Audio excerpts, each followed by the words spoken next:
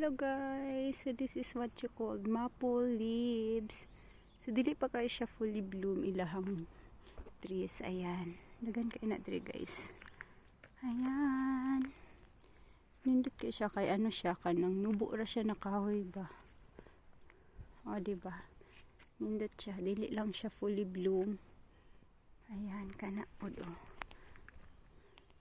So, nindot kayo dito sa Japan. Ayan, look. May naapod sila yung mga chair.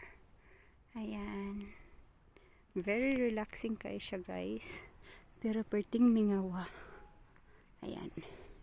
So, I'm just walking exercise. Then, mauni siya ako ang workplace.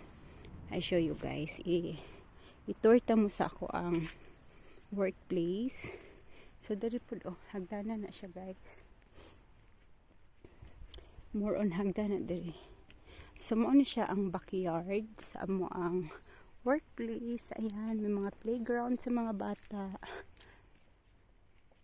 Ayan, maglisod din sila paglimpyo guys. So ing ana diri during autumn, nagalagas na ang mga dahon. Kay early bloom kay sila guys. I mean early ano siya fall. Ayan, nandiri nagadula ang mga bata. Ayan. So, mauto ang kitchen guys, oh. So, mauni siya na. Mauni ako ang workplace. Ayan.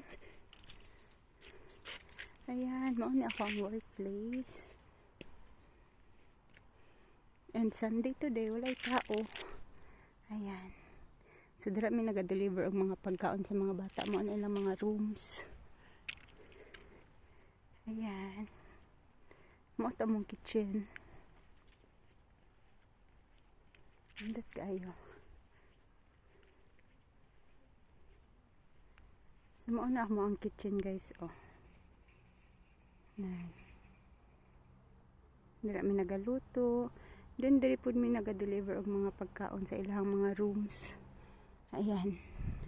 So, doon lang siya sa ako, sa mo ang balay.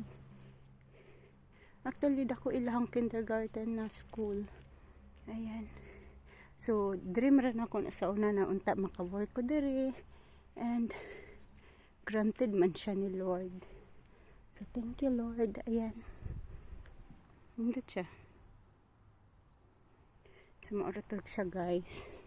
Kaya mag-walking exercise ko mga 30 minutes sila ba. Maglibot-libot. Para magka-unod-unod po na ito ang mga ay magka-muscle ato ang mga tiil. Charis. So, maura to. Thank you for watching.